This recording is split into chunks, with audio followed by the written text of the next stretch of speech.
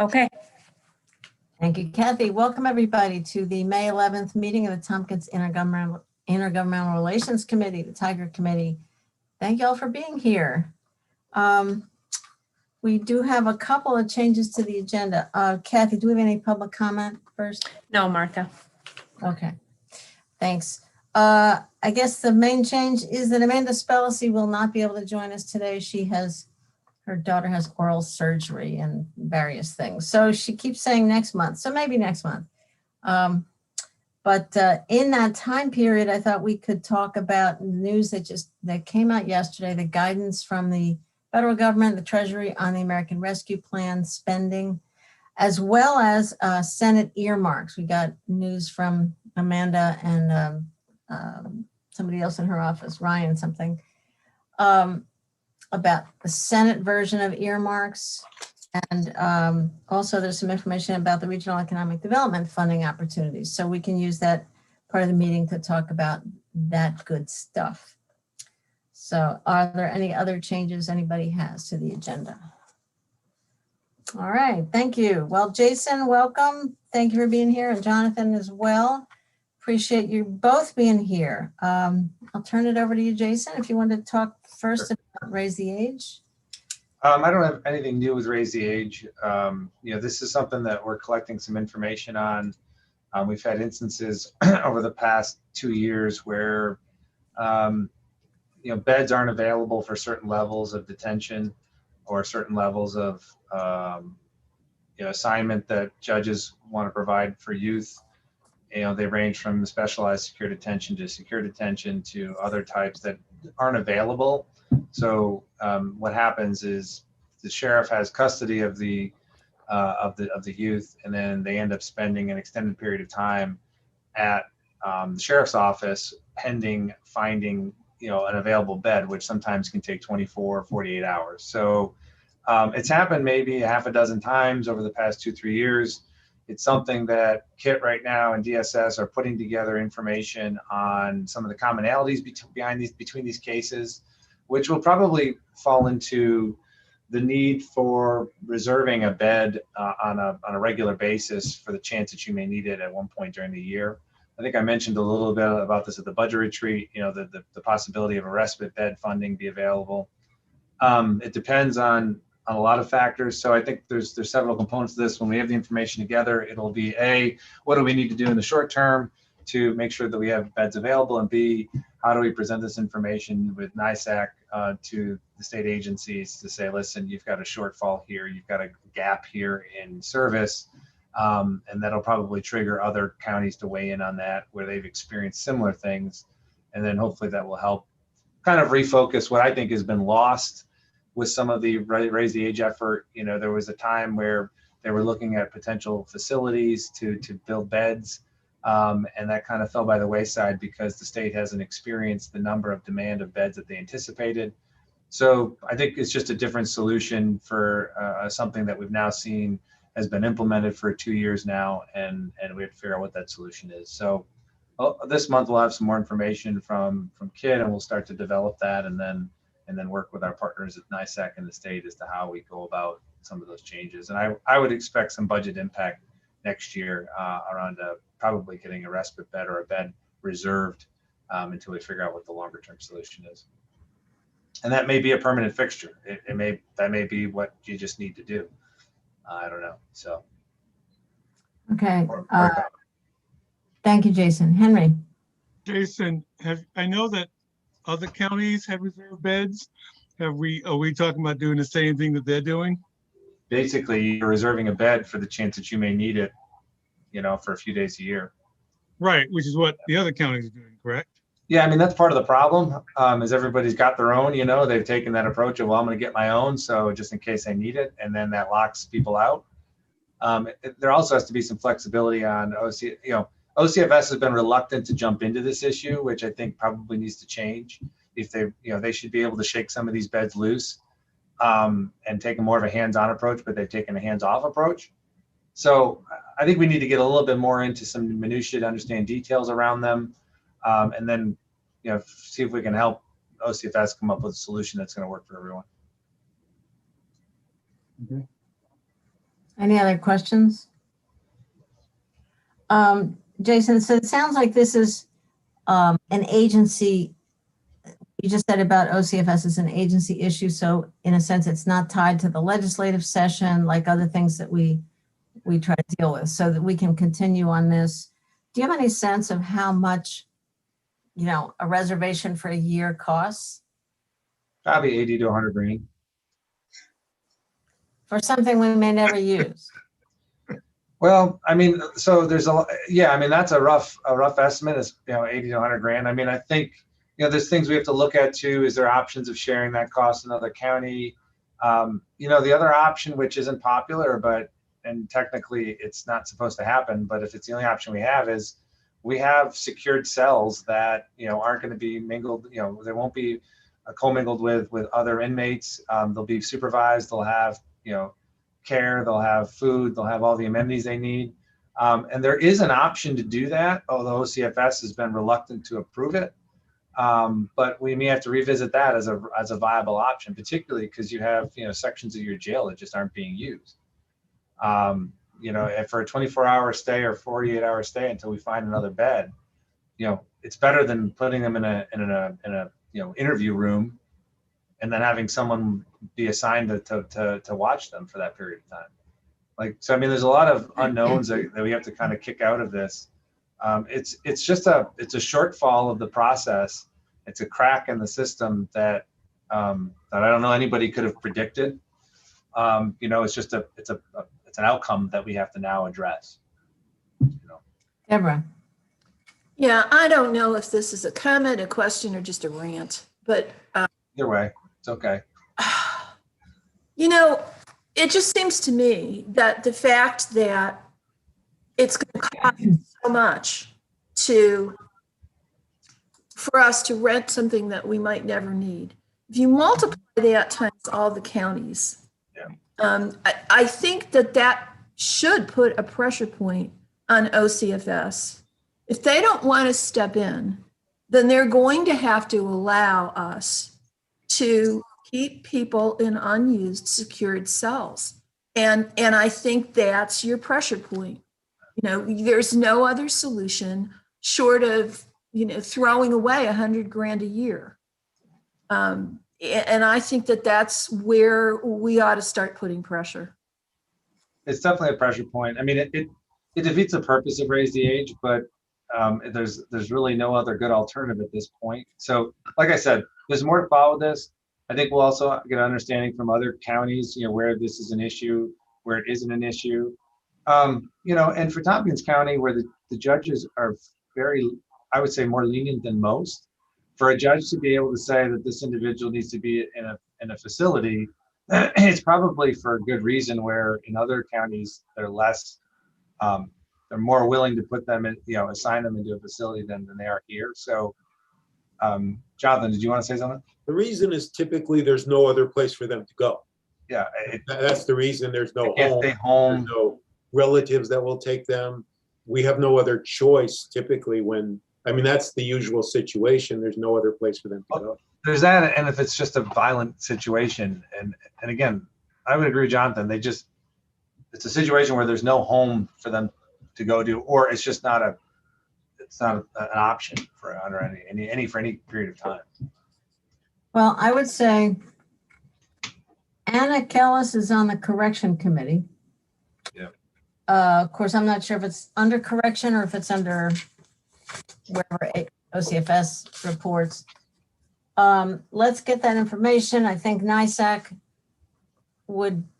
I know Sheriff Spike, who's chair of the Public Safety Committee at NISAC, is concerned about this. He has the same problem we do.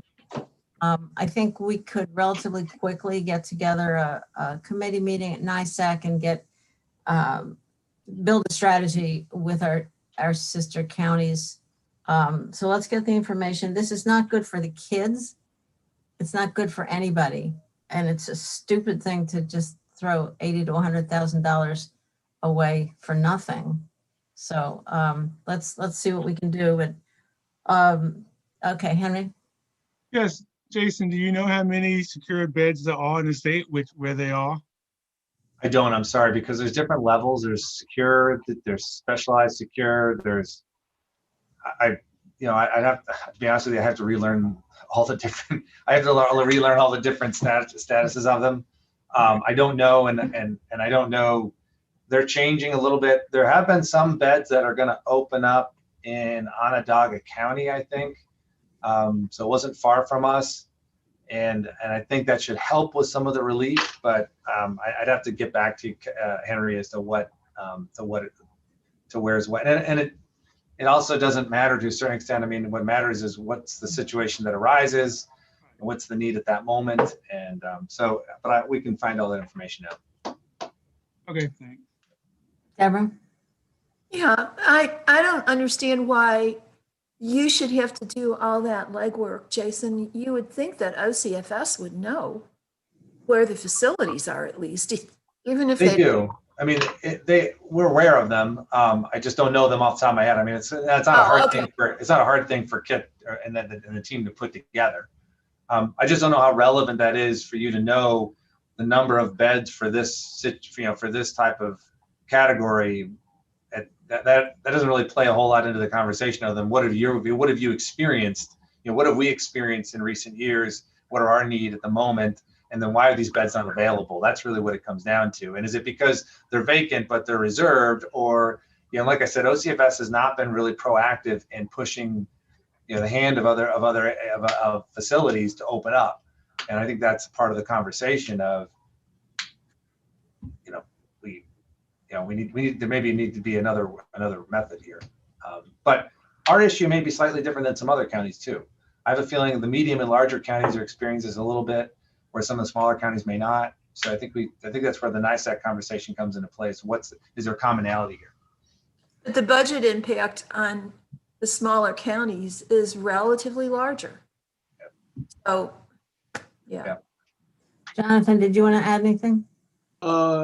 No, Jason has it pretty much covered. I mean, the situation, we have lists because it's the Department of Social Services that is responsible for placing a kid, and it may be in detention or secure detention or specialized secure, depending on the situation. And they'll try the first place and it won't be available, and they'll try the second place and it won't be available, and they'll try the third place and it won't be available. So, we have that information. It's just, if none of it's available, it's, and sometimes something's available, cops have to drive a person 4 hours each way, or sometimes there's nothing available at all, no matter how far they're willing to travel, and it's obviously not a good situation. All right, well, let's move this.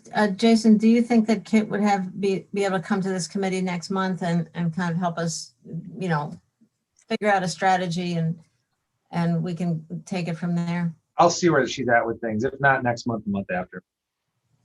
Okay, because we can really, we've been talking about this for a while. It's been a couple of years since it's been in place. It seems like a really good time for the legislature to say, hey, y'all, well, how's it going?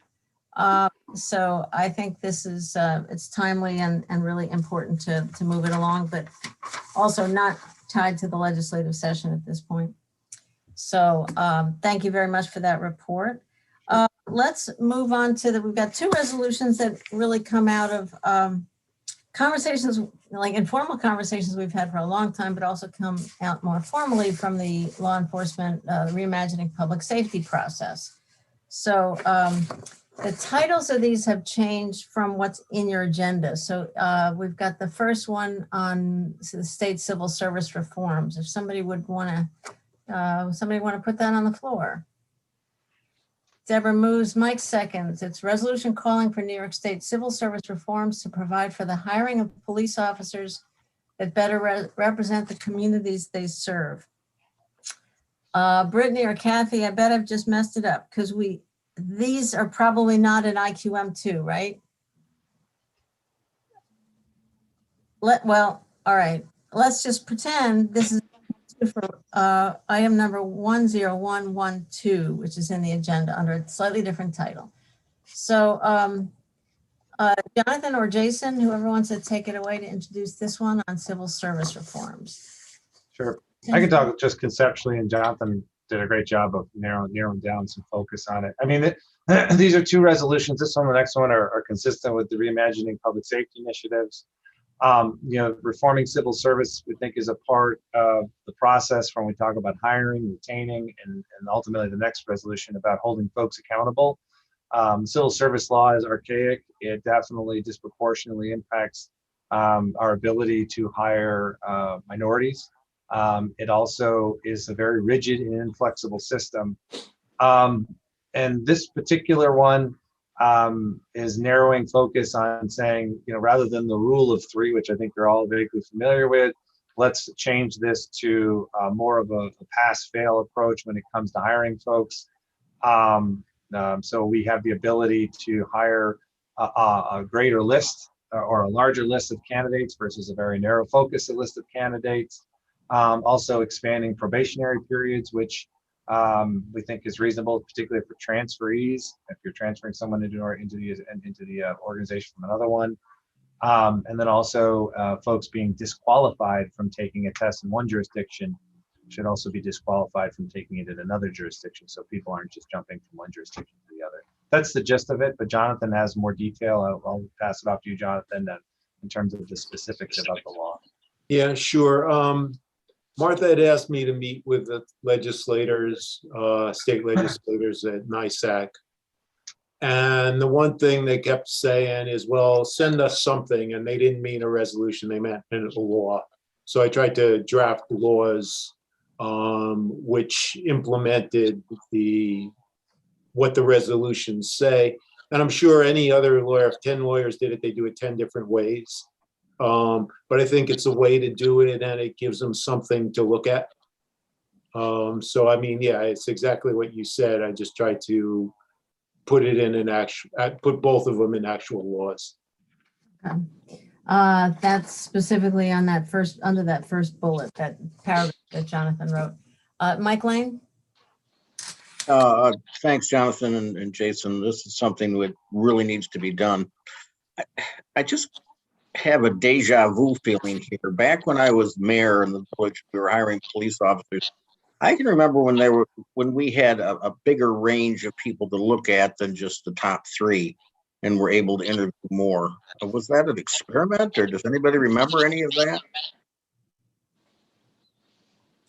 Well, You may have. So the top three is the top three scores. So, for example, Mike, if you had 10 people who scored 100, you would have 10 people to pick from.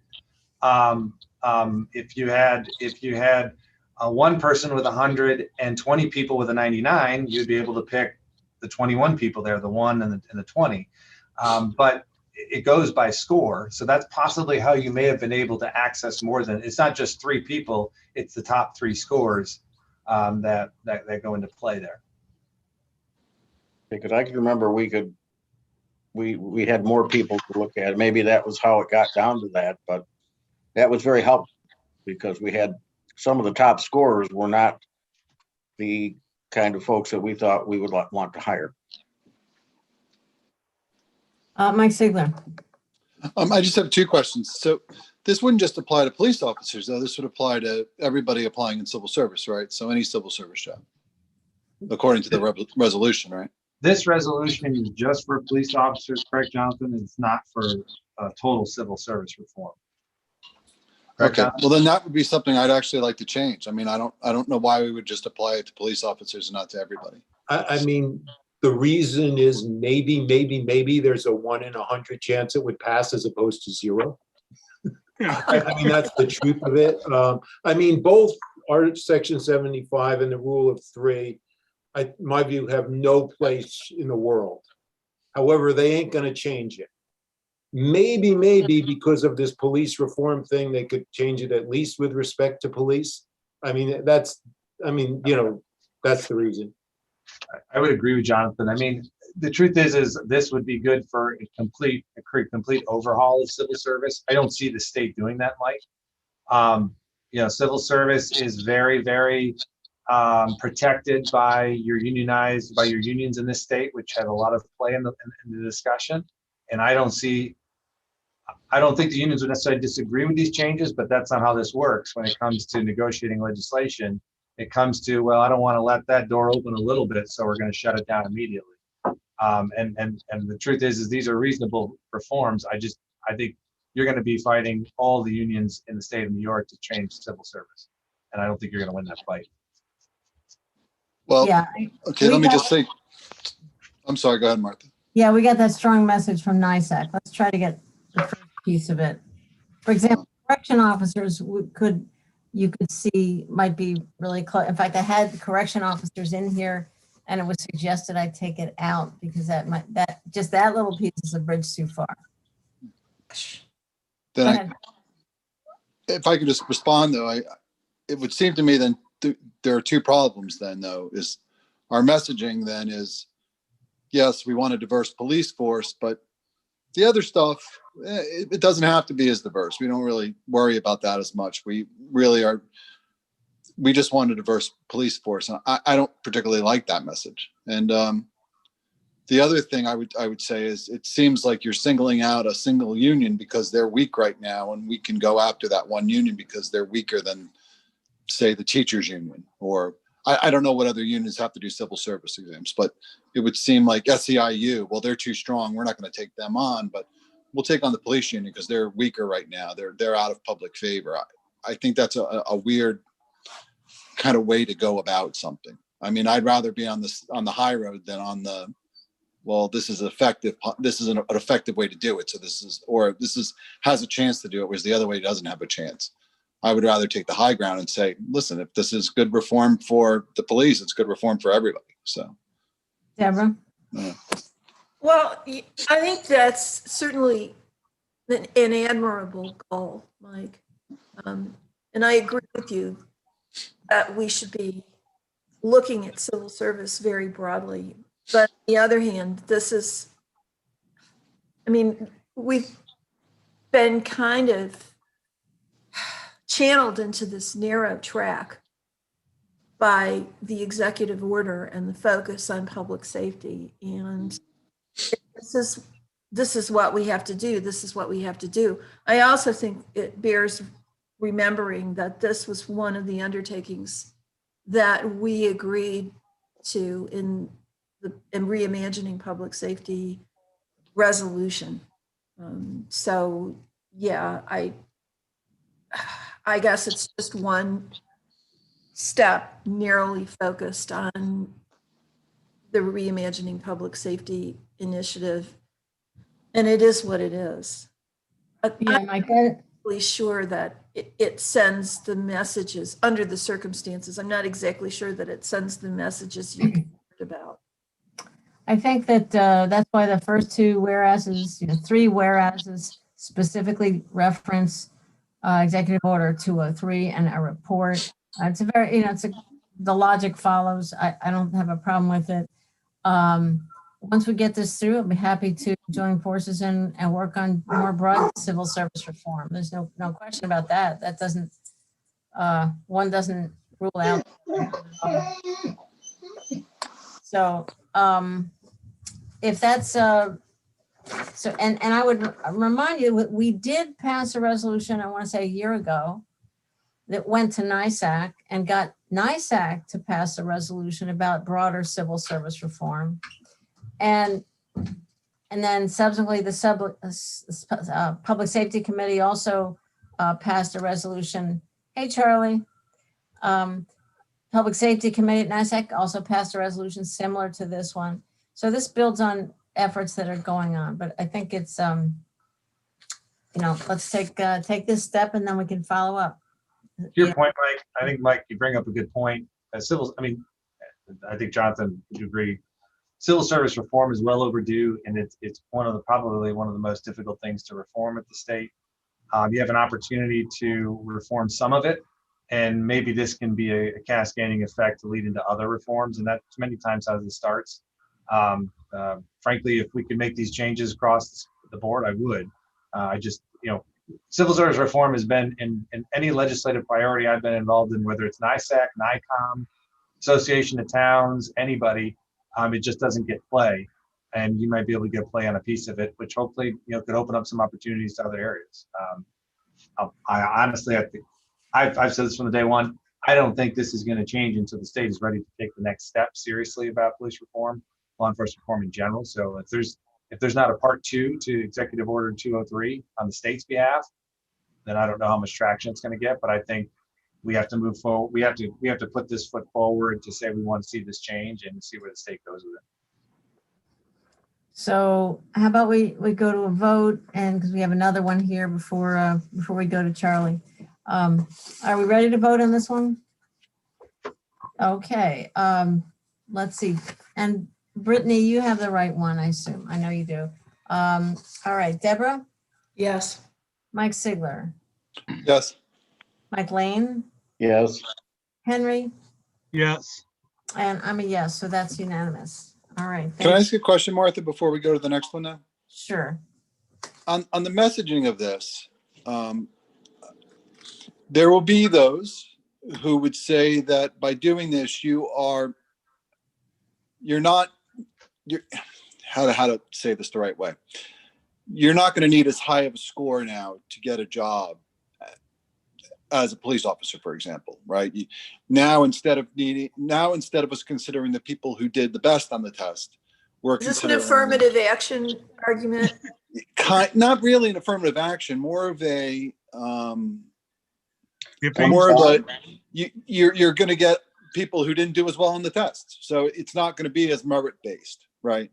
So I guess it depends on what the bands are going to look like. Like, is Okay, the Mike, band Mike, we've already voted. We can have the conversation at the legislative floor. Okay. I would point out that the measure on a civil service test is only one criterion that might Okay. have nothing to do whatsoever with how well somebody is going to function as a police officer. Might actually be more important whether they live in the community that they are policing. Let's set this aside. We already voted. Bring it up at the ledge meeting. We do have to move on to the next thing, if you don't mind. Okay.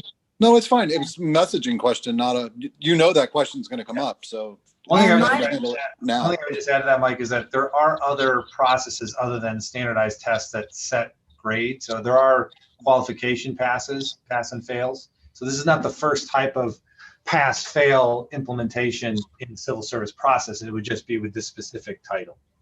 I got you. Okay, thanks, man. It's a good point, though. It'll come up.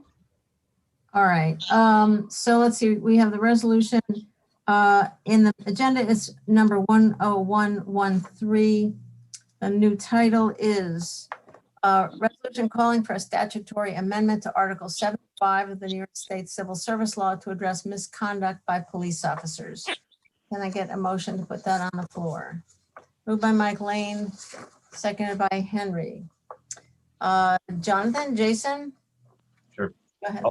I'll do a little bit again. So there is a lot of it. There is some inconsistency across the state about discipline, particularly when it comes to police officers. So, for example, under town law, there is some allowance for town boards to set rules and regulations around discipline. There's also city charters that may have been established before Section 75 was.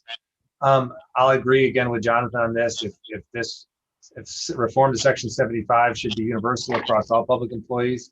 Nonetheless, this is, I think, again, focused, consistent with the Reimagining Public Safety Initiative, and trying to have much more reasonable approaches to being able to allow employers to discipline folks, particularly related around police matters, which many times, as you know, can be can be catastrophic at times, depending on what matters you're dealing with. So this is trying to, similar to the last one, trying to improve accountability in law enforcement, focus solely on law enforcement officers.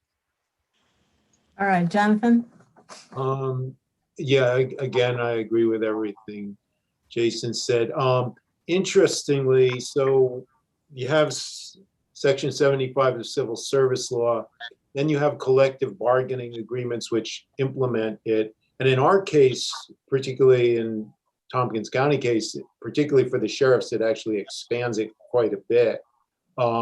So under Section 75, for example, they could be suspended 30 days without pay, which is the same for all our unions except the sheriff's union, where they get paid from day one because they took the protections of Section 75 and then over the years have just expanded them. And once they're there, they don't go backwards unless there's a state law. So it's both Section 75 And we've had cases which have taken up to 2 years to get rid of someone where they're getting paid in the meantime. And it's a public relations nightmare as well. It should be, because it's not right. Thank you. Thank you both for your work on this. This is very, very important. Mike Sigler. I just have two questions. The one is under the first resolution, number 5. I guess I don't understand the notwithstanding part.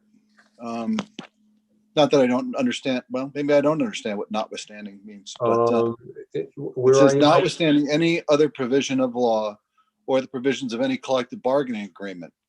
So yeah, because the other provision of law is the section right above it, which Right. basically says that they have to go by this section 75 procedure. So then in section 75, notwithstanding any provision of law, this is the procedure for police officers. or of the collective bargaining agreement, though. So if we already have a collective bargaining agreement in place, we would have to follow that, not. No, right. No, No. notwithstanding the provisions of the collective bargaining agreement. And that's unusual. However, the collective bargaining agreements implemented section 75. And if you just said, okay, section 75 doesn't apply, but you go by the collective bargaining agreements, section 75 would in effect apply because they've all incorporated it and in many cases expanded on it. So, the town law has been interpreted as not, collective bargaining agreements can be overridden or are overridden by it. But I wanted to say it expressly because, every provision that's in section 75 is already in our collective bargaining agreements and in most, plus expanded upon. So you have to say notwithstanding other law, which meaning the regular process of 75 or collective bargaining agreements, which basically implement 75 as it is now and expand on it.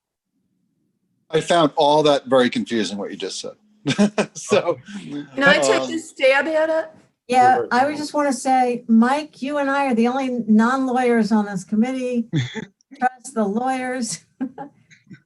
Anyway, I don't want to get into too long of a thing. We have, I mean, just to say, notwithstanding means regardless of what those other things say. That's a fancy legal word for not forgetting what anything else says. Notwithstanding is what is sort of the common legal jargon that they use in state laws. Deborah? Yeah, I was just going to say, if we didn't have that thing in there about the collective bargaining agreements, then you could revise Article 75, but you'd be stuck with the old rule unless you wanted to go through and renegotiate all your collective bargaining agreements. Mike, go ahead. I just want to be clear. Martha, I understand you want to push this along, but I literally got this at 1:56 yesterday and didn't read it until the evening because, work and stuff. But this is kind of a big deal and the unions are going to look at this. So I understand that you want to move it along, but I still have other questions on it because I found that all very confusing. And number two, so I wouldn't mind tabling it, but I don't think you guys are down with that, but if whatever. But my other question is. Just a second, Mike. Let me point out, you got the original version of this last Tuesday. Oh, okay. Fair And enough. this is, and it was published, it was on the public website. This is a revision of language. It's Okay. a substantial revision of language, but the same idea was in your hands last Tuesday. All right, but it's substantial revision. I mean, it's not small. And the other thing is, I guess I'm curious, my question would be, who's considered the employer in this case? I mean, it's my understanding the sheriff's department and the county are kind of joint employers there. So who would be the employer? I mean, that's right, Mike, but I mean, it's the same for the rest of section 75 as well, right? It's the same employer as under section 75, and PERB has interpreted with regard to sheriffs that the sheriff and the county are joint employers for the purpose of collective bargaining, at least. So the collective bargaining agreement is signed by both the county and by the sheriff. in reality, the person who prosecutes Section 75 cases is the sheriff. And realistically, I mean, as a realistic matter, if you don't have the department head supporting a charge, you don't really have a charge. You're never going to succeed. So, in terms of charges, they're typically signed by the sheriff. And if the sheriff isn't going to support it, you're not going to succeed anyway. So that's what we do when we have charges under what is our collective bargaining agreement, which implements 75. The charges are by the sheriff. All right, I'm going to ask Chris to go to a vote. And we just first want to say, I think we we did discuss, should this go to public safety instead or first? And I really urge that we take this up today. It can get on the legislature's agenda next Tuesday, therefore, and get in the hands of Albany, next week. If it went instead to public safety, this wouldn't get out of the legislature until June 1st. The legislative session ends June 10th. So it would effectively just be too late if we waited. So this is something where, this is going to be a long road. And I thought that if we could take this step now, we can at least get it started. I know that NISAC is working actively on this, on both of these measures, including, I believe, with the Sheriff's Association. So I don't know, Hail Mary pass, but let's get this. The idea was to try to get this in the works before the session is all the way gone. So Martha, on that subject, I did send it to Rich John before I sent it to you, and he suggested that we go through your committee. Great. Yeah, I saw that. Okay. Appreciate that. Thank you, Jonathan. So with that, we can certainly have a more discussion next week at the legislature. So we're ready to vote. Henry, Yes. Mike Lane, Yes. Mike Sigler, No. Deborah, Yes. and I'm a yes. So that passes 4-1. All right. Thank you all very, very much. Jonathan, thank you for your work on this, Jason as well. And we're going to see where this goes, and we'll let NISAC know about it as well. Okay, I'm going to go off unless I'm needed for something else. Okay. Okay. We always need you, Jonathan, but we need you to do your other work too. Okay. Bye-bye. Thank you so much. All right. Hi, Charlie. Sorry for that delay, but very, very glad to have you here today. Great. Nothing going on in Albany, right? Let's see. I think all I can really report is the governor seems to be, attempting to make news every day or two. Mhm. Wonder why? In an attempt, yeah, exactly. In an attempt to show that he's in charge and that what he does means something. And if the news is about either the virus or the vaccine, all the better, because it reminds people of, what he perceives as his strength. And so again, we saw yesterday, last week we got these quick emergency calls from the governor's staff to talk to us at Cornell about requiring the vaccine for our students in the fall. And they didn't let on why they were asking. They were just preparing themselves. And I thought it was as likely that they would say, we couldn't mandate the vaccine as you must. And we saw that he came out with a requirement that SUNY and CUNY require the vaccine of returning students. Who knows? I just think he wanted to do something to make news and to keep himself in the news. And sort of on that topic, talking to a few friends over the weekend, one of whom seems to have read at least part of the AG's report. He thinks it could come out this week. It's basically done. Nothing, earth-shattering beyond what we already know. Mhm. But then in talking to people who work in the assembly, they really think it'd be hard for the legislature to adjourn and not start proceedings, to remove him. And I think at that, again, I'm betting that he leaves sooner rather than later, just that he would be forced out. They tell me, the assembly tells me that if the Senate, as soon as the Senate picks up articles of impeachment, he loses his power as governor. Right. And that's important, I think. So anyway, so I'm betting that he's out of office, before the before July, but most people think he's going to hang on and just hunker down, and we'll see. So I'm gonna let that sink in a second, Charlie. Wow. Okay. Discussion, questions? You kind of. What implication does that have for us? I mean, yeah, good question. So of course, Kathy Hochul's an upstater. She is, a lot of people like her. She's smart.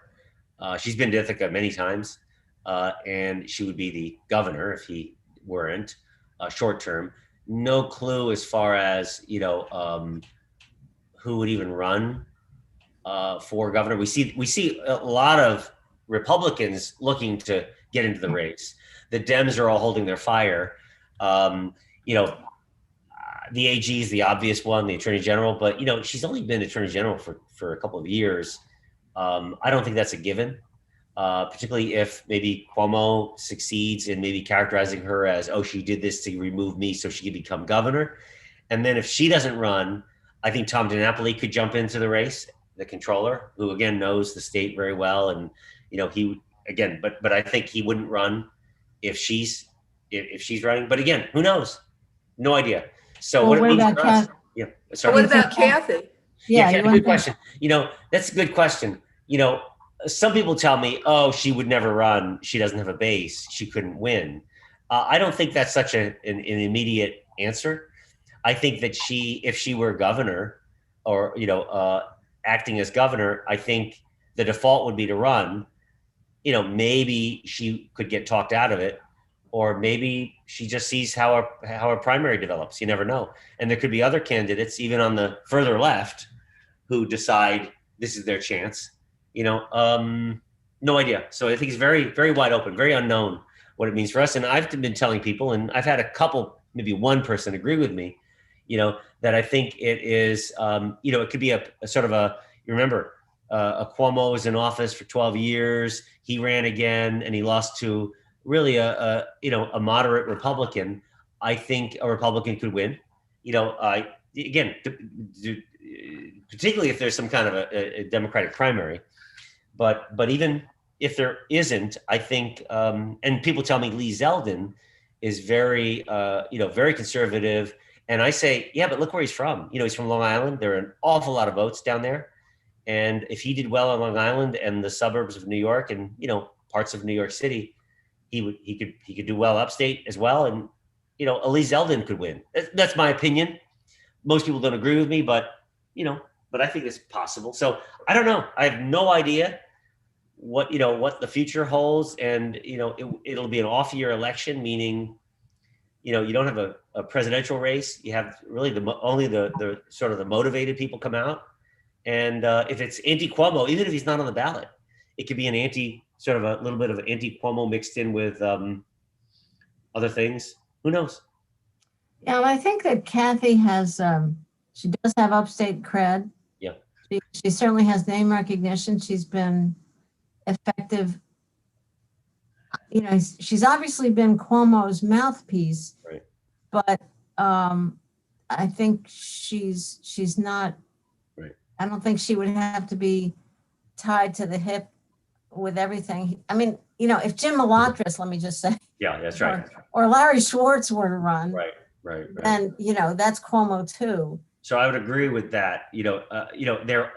They've rarely been together. The governor doesn't do anything with her. He never mentioned her in his latest book, not a mention of her, That's good for her. Yeah, that's right. And I think you're right. She spent a lot of time on her own, traveling the state, doing things. And so, I agree. She's not just a clone. So we'll see. Again, it's just too early to know. And we don't even know the governor, what he's going to do. His people very close to him who used to work for him tell me they don't even know how the governor will react. So this report, the investigation comes out, there's just more of the same is what it sounds like, which isn't good for him. And they don't even know how he'll react to that. Does he change his tune and be more conciliatory, contrite, maybe seeing that as a path to save himself? Or does he just get worse as far as you're wrong, I'm right. and I'm not moving, nobody knows how he's going to react to it. Okay, before I go to Deborah and then Mike, this is fun. I think we all love to chew around politics. I do want to ask your opinion on redistricting before you have to leave, and that'll be coming in soon too. Deborah. Yeah, is the gubernatorial election next year? So yes, like a year and a half from now. That's right. So the sooner he would resign and Hochul would take over, the more time she would have Correct. to establish herself independently. Correct. Okay, thank you. Mike Sigler, and then Mike Lane. Yeah. Speaking as a Republican, Charlie, is there any way you can get de Blasio to run for governor? Oh God. You never know. I mean, he could attempt that. Someone like that could step into it and just, really it could be wide open. And there could be other people as well, who just decide this is a shot, there's, a Democrat's going to win and I'll be the Democrat. And so the mayor's race will be really fascinating down in the city to see who prevails there. It's just Andrew Yang. wide open. Right. Andrew Yang could be mayor for a year and then run for governor. It's like, Exactly. And then run for president. again. Mike Lane and then Henry. Well, I got way in too. I'm sorry, Martha, but I'm thinking back to when Howard Samuels, an upstater, tried very, very hard to become governor. Very, very qualified person. He was head of the off-track betting that got known statewide, and at the very end in the primary, they slipped in Hugh Carey and he whipped him. And I just don't think you'll see anything but a downstater to be elected. Kathy could serve out a term, but I doubt whether she could have the strength to overcome downstate candidates. I think somebody like Andrew Yang could run for governor and get a lot of traction. So I'll just end that, but this is fun. Interesting. All right, Henry, and then let's move on. Yes, Charlie. So the AG's report is just on the second. Henry, can't hear you. Turn off your video, Henry. Okay, can you hear me now? Yes. Yes, Sir. that's Yes. better. Okay. So the AG's report just deals with the initial sexual harassment claims. Wait, you Can't keep hear you. fading in and out, Henry. Are you moving back and forth or what's Oh, no, I'm standing still. But All right. again, the AG's report just deals with the initial sexual harassment claims. Henry, chat, Henry? can you type it into the chat? Yeah. Okay. All right. We'll give Henry a minute to do that. Hi, Diane. How are you? Thank you so much for joining us. I'm good. I apologize for my tardiness. My meetings keep spilling over. Oh, no.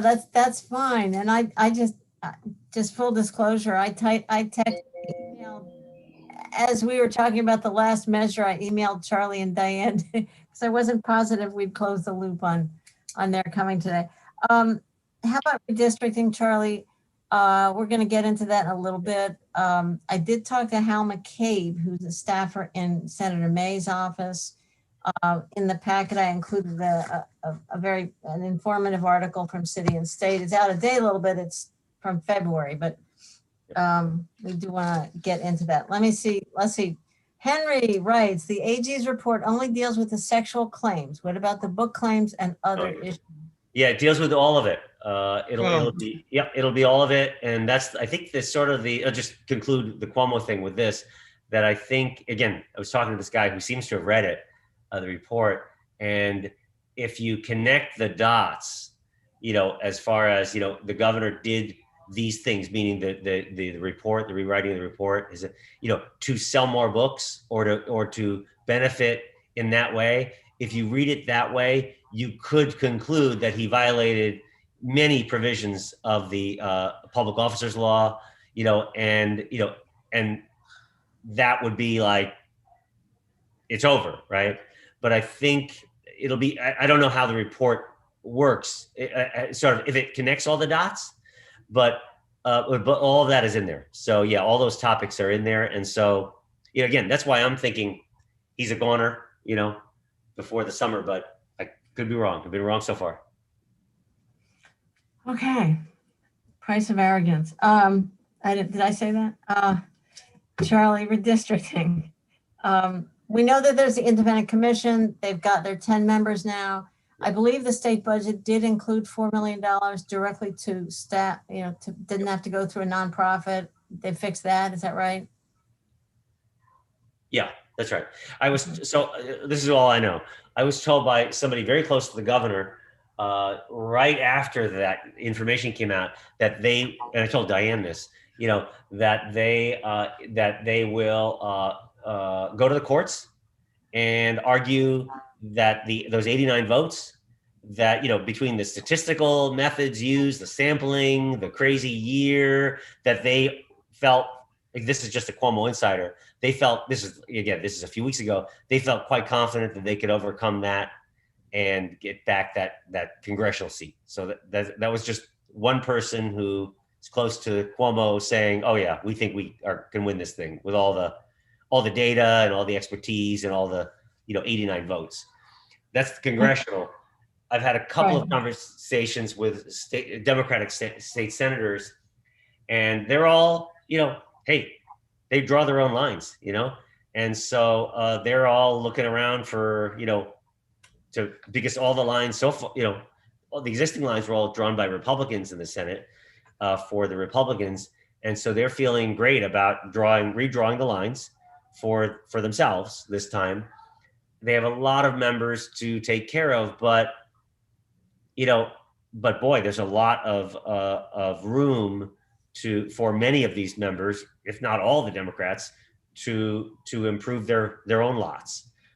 And so everything's open, you know, and, you know, I've talked about Ithaca, you know, and Ithaca could be you know, for the Democrats, it could be, instead of what it used to be was like, gee, I don't want that, or I'll take a little bit of it, you take the rest. The majority party who's drawing their own lines, somebody could say, I want it. No, I want it. No, I want it. You know, so it becomes maybe not shared. Maybe one person, you know, gets it all. But Nice. again, it's so early, you know, who knows? Okay. So just a clarifying question, and then go to Deborah. So does the Independent Redistricting Commission only draw the congressional lines? And No, not state senate? No, I think they draw them all.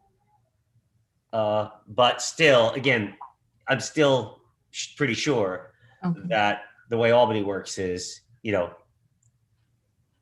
they'll draw in a sense, in the end, they'll be drawing lines for themselves. That's just, there's no getting around it. Yeah, if I remember how it worked 10 years ago, the commission's lines were sort of a suggestion, and they kept them for the congressional seats, but they threw them out for the state legislative seats. But you're relying on decade-old memories here when I say that. But I know that it was really a factor in the way that the congressional lines were drawn. Well, as the article that we had in the packet said, that the Senate, which was held Republican at the time, and the Assembly could not agree on maps and that on any kind of maps. So that's why the courts ended up deciding in 2010 or 11. So Deborah? Thank you. Yeah,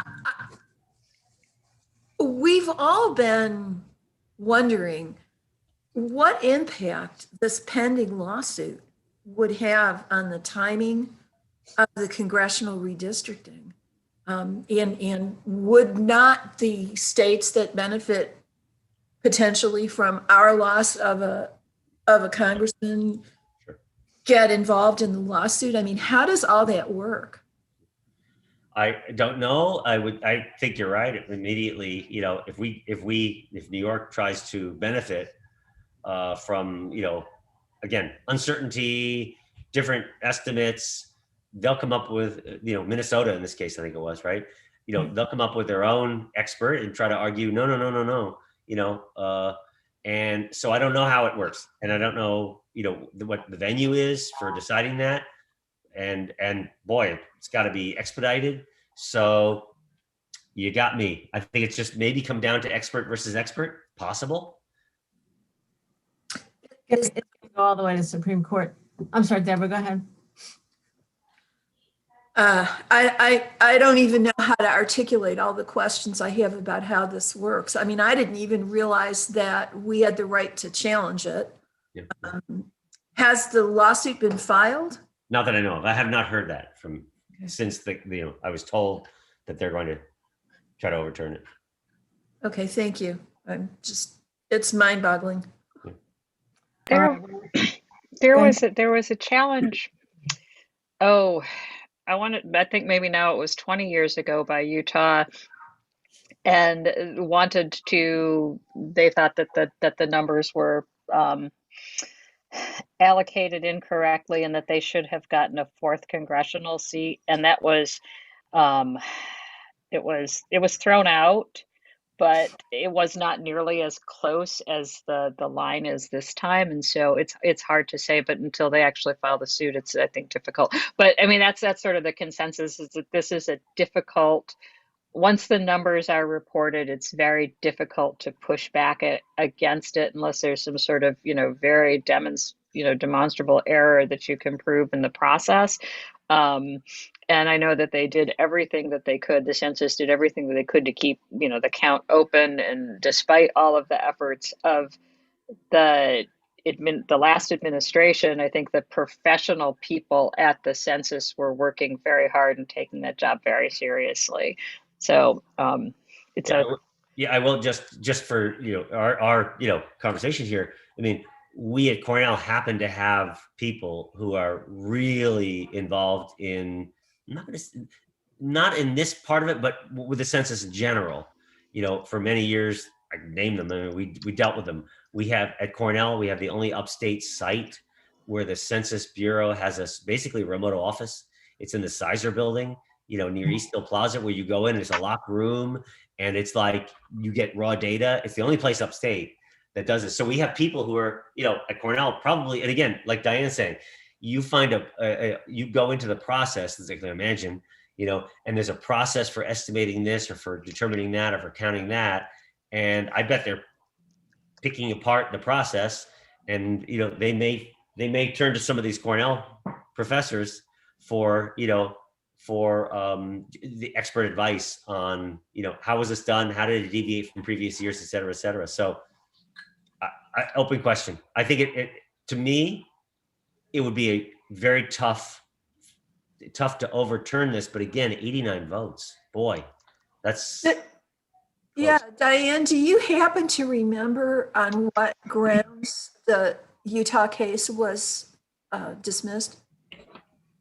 I would have to look it up. I mean, it was news it was news at the time, but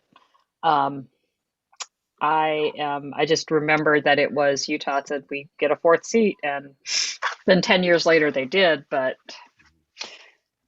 it's a long time to wait if you think you've been, and I want to say it was like with North Carolina was the dispute at the time, but again, this is my sad memory, so I probably shouldn't have said a thing. Yeah, but if it was thrown out on jurisdictional grounds, it shouldn't really matter how many votes are at stake. So that's, I'm sorry, it's a lawyer question.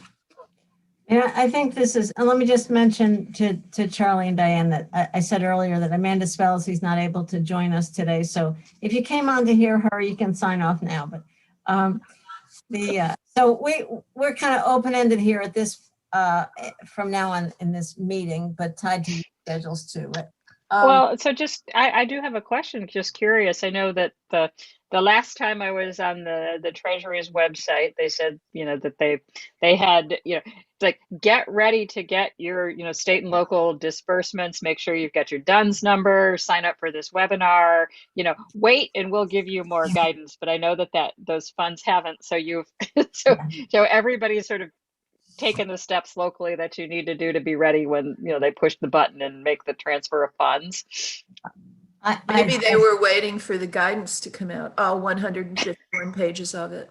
Yeah, yesterday it came out, right. And I printed 8 one of the 8-page documents. I didn't print the 15 or the 150-page document, but yeah, I certainly assumed that the staff was tracking that.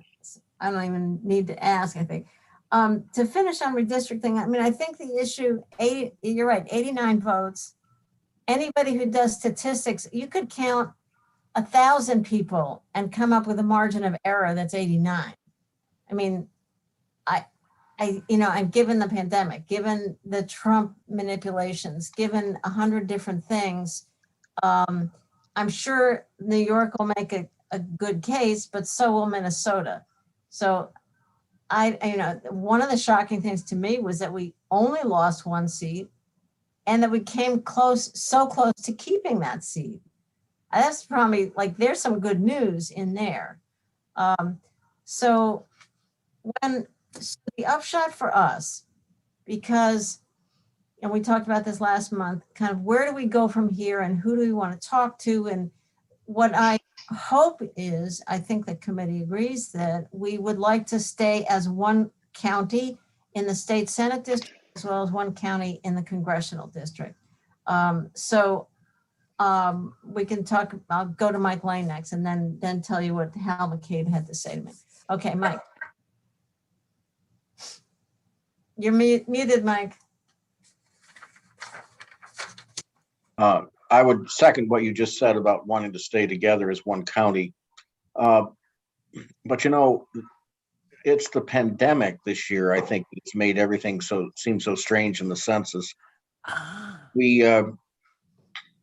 It was interesting that states like New York, where we were moving with the complete count committees and trying to get as many people counted as possible, we had other states in the South that were doing nothing. And maybe they've been affected by doing nothing. And that's why we're not seeing a big change, because people didn't get counted as much in some of the other states. I don't know. But I think it has to do with a lot with the calculations, the student populations. We had wonderful help here from Cornell and IC, but I'm sure there are students that went to their homes in other states and got counted and didn't get counted here. And so whether the Supreme Court or the lower courts will agree that whatever methodology was impressed on the counts, whether it's students, whether it's homeless, whether it's undocumented illegal aliens, for example, any of those folks had to be counted, and how they did that, I think there's room for 89 votes. Right. Yeah. So I just looked up the Utah case because I was curious. and religious discrimination. Well, one of the claims that was, this was the Supreme Court didn't even hear that claim, which was that if you're going to count all of North Carolina's overseas military personnel, so people who are stationed in military bases at North Carolina but are deployed overseas, and you don't count the Mormon missionaries that are out of state on these long-term assignments, then you've as Deborah said, the religious discrimination. But then the case that the Supreme Court did hear was on this sort of imputation versus statistical sampling. And so again, trying to make reasonable estimates of what a household size would be if you couldn't get in there to actually count. And of course, Mormons have the sort of these very large families, and so again, it's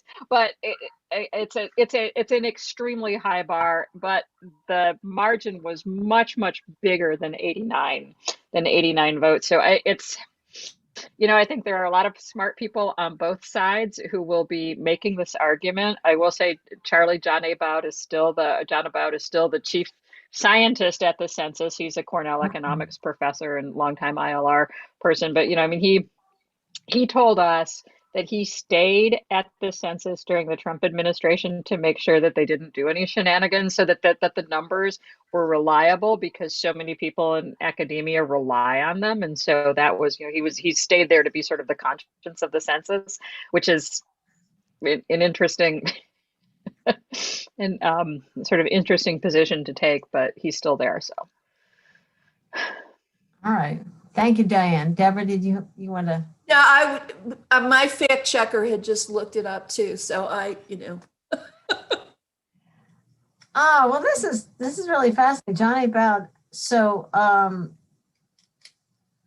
what does he think about the 89? All right. he works for the census. He does not work for Cornell. So Okay. anymore. Although they still list him he's still listed on our faculty roster. So he's like on leave from Cornell to do this at the census. But All right. Well, maybe he has no comment. Maybe we can get him in here. That might be fun. So back to what do we do? So Charlie, you suggested that Senator Rachel May, who's from the Syracuse area, would be a majority senator who's close, like really the closest majority senator to us geographically, that we reach out to her. So we know Hal McCabe. I gave him a call. He's really interested in the issue, and he said he would kind of follow up. He wants to bird dog it for her office, and he said he would keep us, informed. I'll follow up with him. I made the point that for both congressional and state senate, we really are very interested in making sure, doing whatever we can to stay as one county in a district. Less, where we go is it, maybe it is, a different issue. In fact, I would like to, if the committee is agreeable, I would like to draft a resolution that we might bring next month to the committee and pass that through here to ask that we, in both these processes, that we stay as one county. So I think that there's, and what do I understand? And the article that I put from City and State that I put in the packet talked about both congressional, and mostly about the congressional redistricting. And that may well be more influenced by national politics, frankly, than, state Senate, like the National Democrats don't care about our state Senate. But the National Democrats will probably may have something to say about it, especially with our senators having such high positions. So just wanted to open it up. And Charlie, if you have any other suggestions about how this goes. I know there is the measure on the ballot this November. Anna Kellis told us about this for to speed up the process or lower the majority needed to overturn the maps. Is that right? Do you know more about that? No, I didn't know about that. For who to overturn the maps? Again, it's in this article packet that they the way it's set up, the commission is supposed to come up with maps I think by January 15th, and then the Senate, the legislature and governor have to approve them. Right now, they could reject those maps by a 2/3 majority, but I think the referendum would allow that to be a 60% majority to overturn. Got it. Okay. Yep. Yeah. So- Yeah, a little bit different. And then also to me, I look at I've always, for 30 years, we've had these redistricting, and the governors have tended to stay out of it. It's really fascinating. This is a law, piece of legislation that governors, have to approve of or not. And they've really stayed out of the politics of it. And does that happen again? And who's governor? You see, when this happens, that to me, that's really interesting. And then I'll just, add another little bit of overlay here, the federal and state. So there are all these, so look at the majority, how thin the majority is in the House of Representatives. We have all these Democratic members in New York State running for re-election, and the prospect of let's say a Cuomo, a weakened governor, maybe ruining it for Democratic incumbent, or at least a few, running down the vote totals, let's say, or running up the negatives, for Democrats in general, because there's no presidential election. I could see the National Democratic Party, as you say, Martha, maybe getting involved in taking a little bit of interest in New York State and saying, wait a minute, Cuomo, you're hurting the prospects of these handful of Democrats, running for re-election, who we need to keep a majority in the Congress, and maybe they put more pressure on him to exit, or even if he's exited, he could still try to influence things, even if he's not running again. And you could see maybe some national Democrats coming in and trying to straighten things out, trying to make it so that Democrats get reelected and playing a little more of a role than they've had to play before. All right, well, those are all above our pay grade. But if, let me just ask for, consensus. Does the committee agree with the idea of a resolution to request or urge that we be kept as one county in all the districts that we're Who are looking we at? urging? Who do we?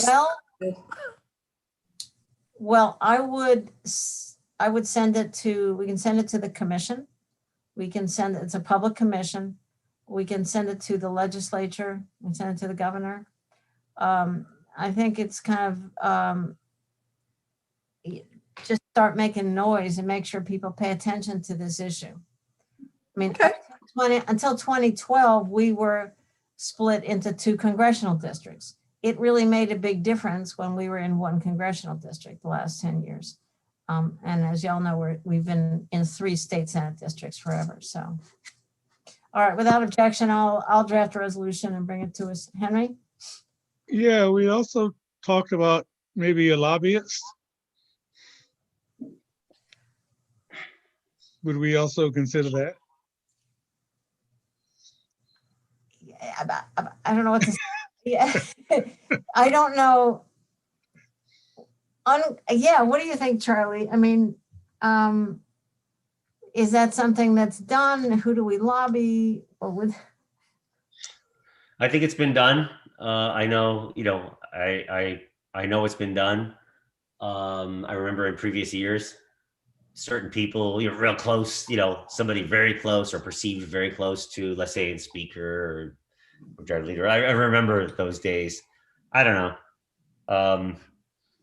I don't really have an opinion if it's a wise move or not. I don't know how this year, maybe this year is going to be different. There's also more, frankly, there's more disclosure now than ever on lobbyists and, who's doing what. And those are sort of the dark ages when, you would see someone and know what they were doing, but there was no record of it. And so maybe there'll be less of that, of lobbying, overt lobbying on this topic. Maybe it'll just be more of the, like you're saying before, more of maybe public resolutions and urging. I think it's frankly a good idea to do a resolution like that, because people don't, if you're not close to it, you don't know what the history is. You don't know about a certain area or what they've been going through. And it may not even enter your mind. Ithaca, wow, Tompkins County, gee, I didn't know that. And it could just be a good reminder to people of things could be different. And maybe, oh, wow, maybe getting some people interested in the county and where they maybe wouldn't have reason to think about it. Yeah.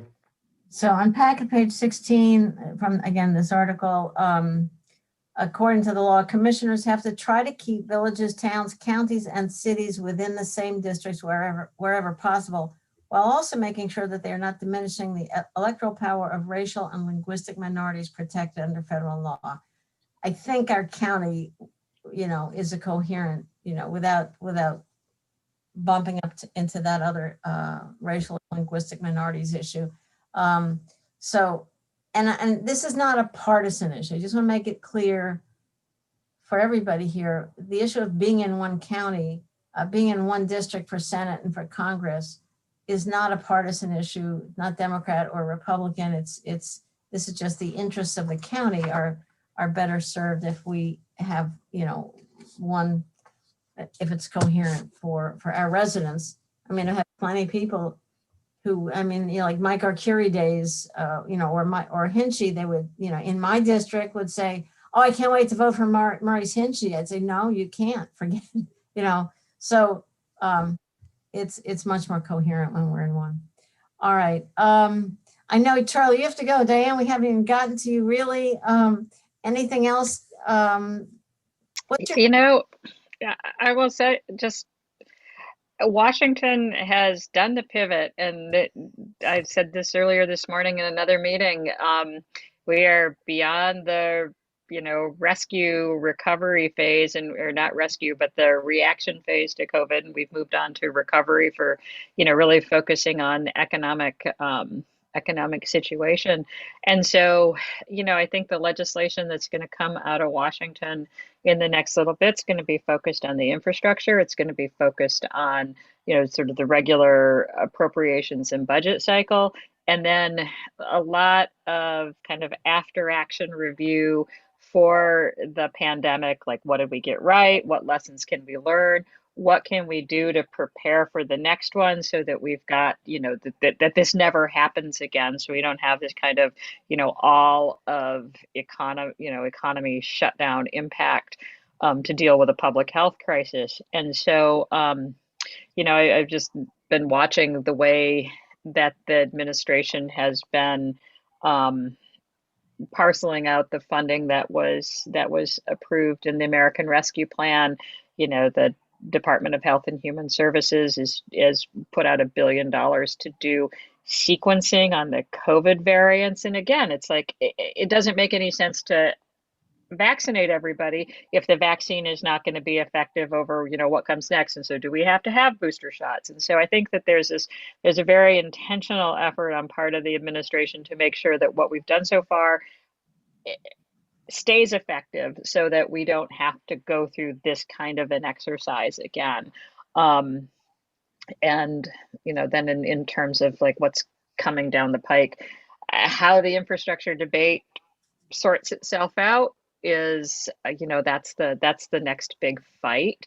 And how they come together around it. That's why it would have been very interesting to hear Amanda's perspective on this, because Senator Schumer's, all eyes are on the Senate. The House can, the Rules Committee can say, this is the bill we're going to vote on, and count the votes until they get to 217 or 18 or whatever it is, and say, okay, this is what we're going to do. But the Senate doesn't have that luxury. And so, in that sense,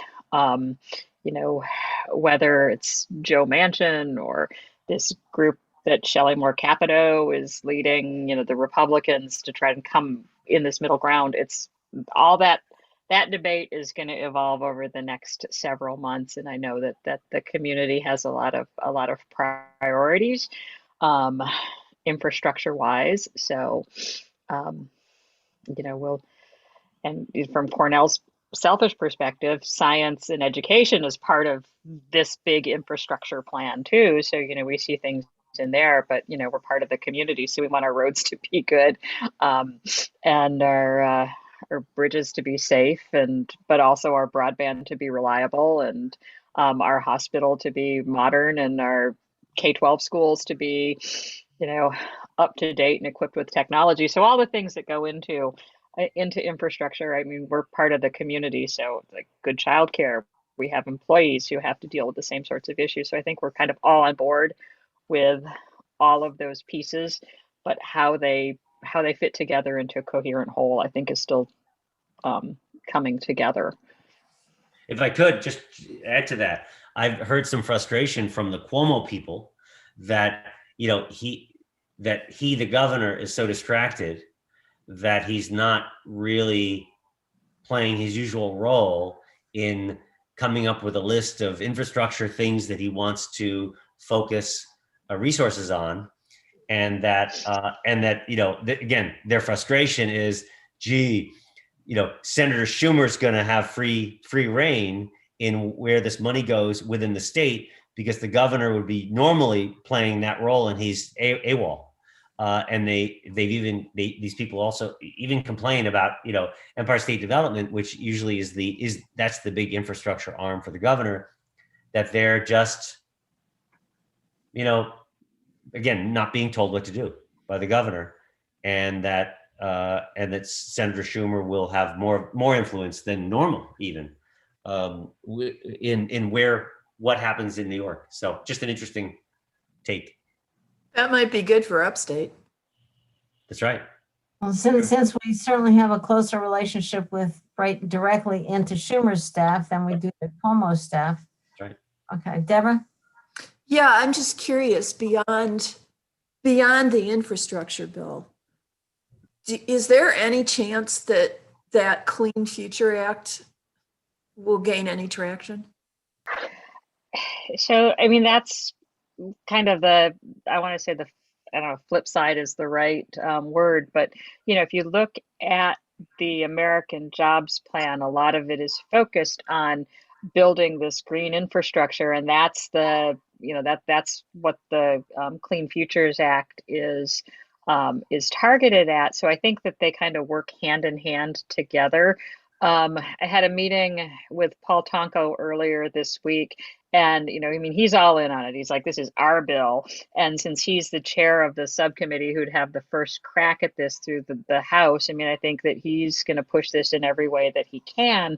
But again, you sort of, until you get to the point where you're putting money, it's one thing to say this is a policy because it doesn't cost anything to write a law, but once you put the money behind it to implement it, and so I think that's where it all kind of breaks down, and that's the frustration part. And I know that that's something that Paul has really been trying to do, Congressman Tonko, is to say that these are good jobs. When you're doing this green infrastructure, you're not putting anybody out of work. You're creating opportunity for everybody, and so that seems to be that like they're caught up in this battle of wills over if it was Joe Biden's idea, it's got to be a bad idea and we have to oppose it. So it's Plus, we're depending on Joe Manchin, and West Virginia is not exactly the best place to pitch that. well, the wind blows. I was going to say the wind blows and the sun shines in West Virginia too, and so it's just a matter of saying that it's not either or, but it's all of the above. And that's the whole. We've got folks at Cornell who are working on, they call it just transitions, where again it's like making sure that the green economy works for the people who you would think would be left behind, and so coming up with a structure to make this fit in. But it's never going to be a neat one-to-one transfer. And so, that sort of, I think there's this keen awareness on the part of the people who are pushing the Clean Futures Act. That's going to be a hurdle that they really have to overcome. But, there's going to be a lot of activity in the House over the summer, and they're going to do what they can in the Senate, and then maybe meet in the middle somewhere. But yeah, my own sense is that I think that they're going to use, I think at the end of the day, they're going to use reconciliation. They have to find something enough in it that Joe Manchin will agree with. But whatever he'll agree with is probably going to be way more than Capitol will agree with. So my sense is they'll use reconciliation. I think that the Clean Cars bill, that's Schumer's like very, very favorite thing, which is actually a cash for clunkers on electric vehicles. So that's a good one. That's going to be wrapped into this.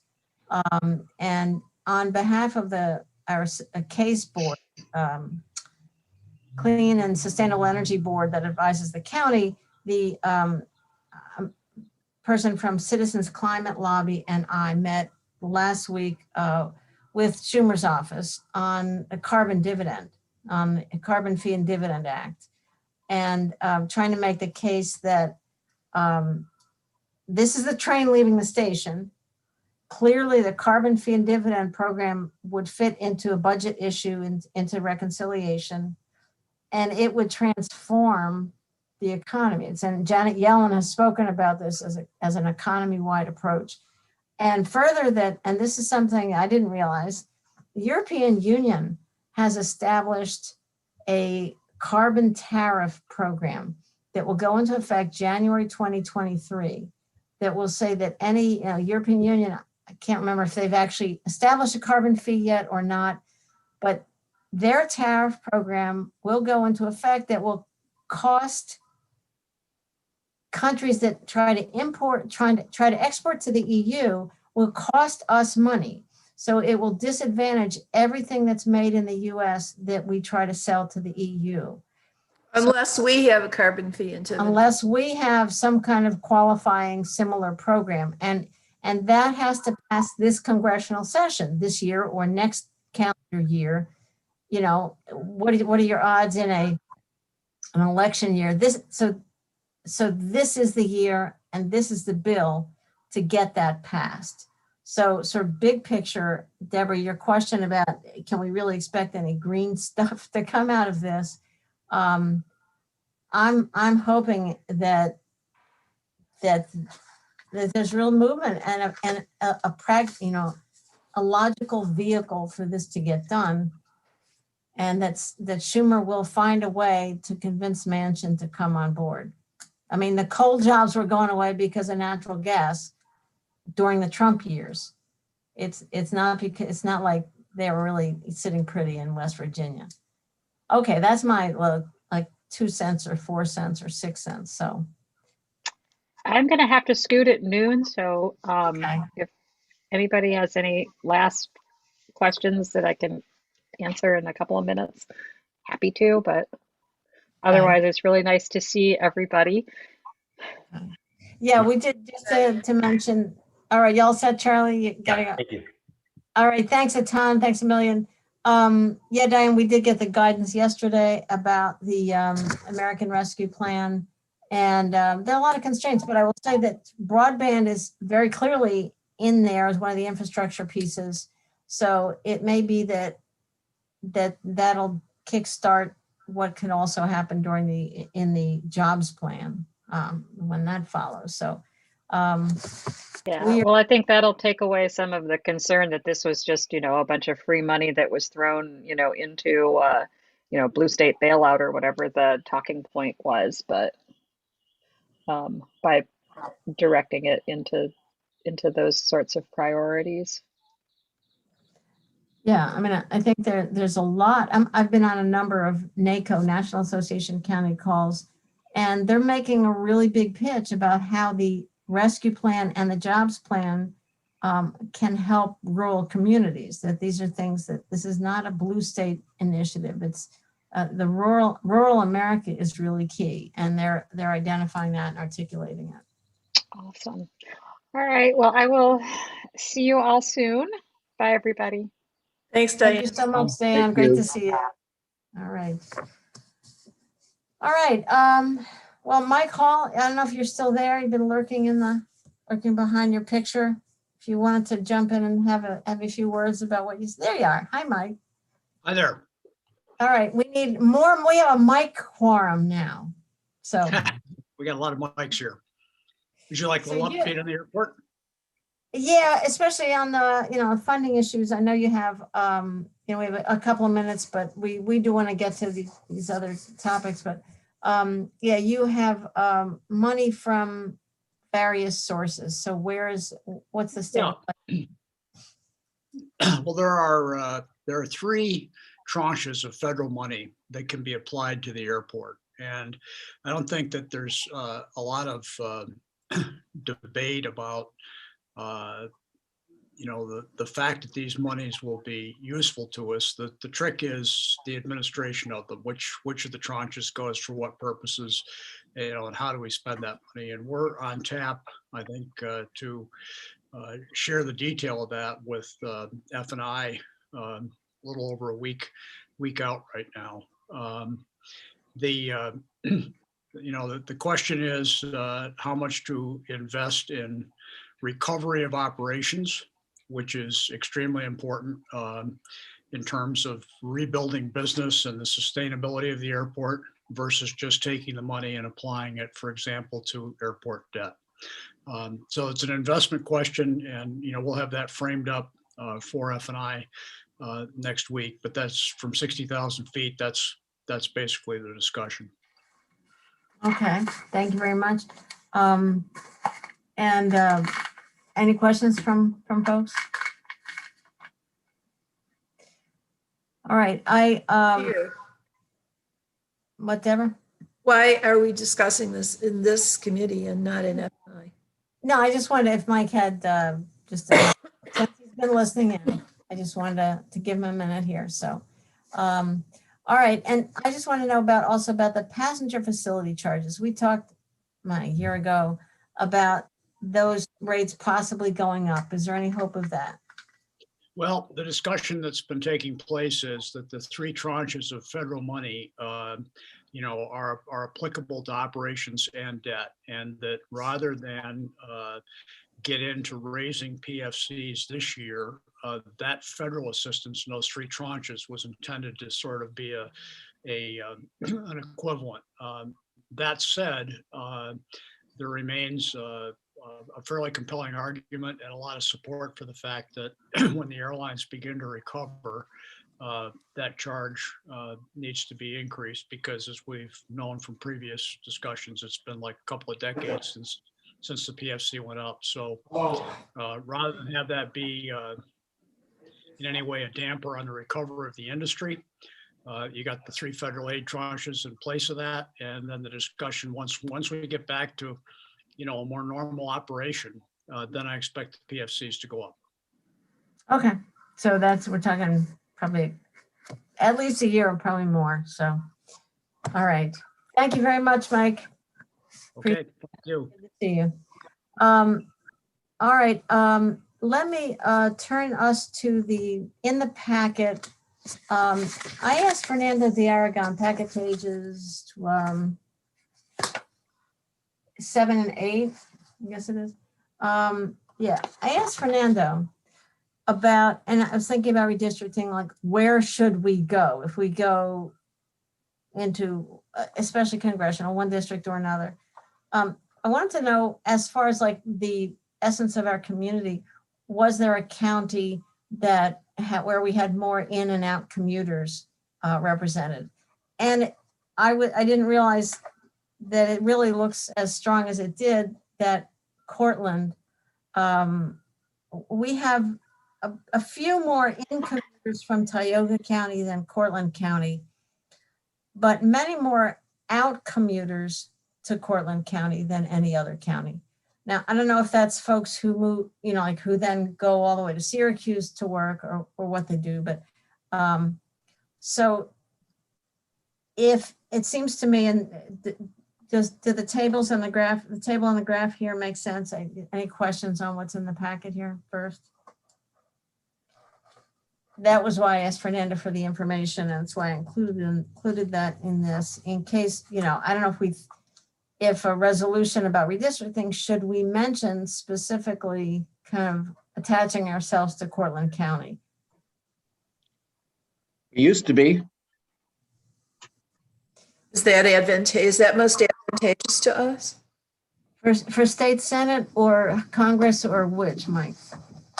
Well, for congressional purposes, certainly. Bullard's district, that included Cortland. Right.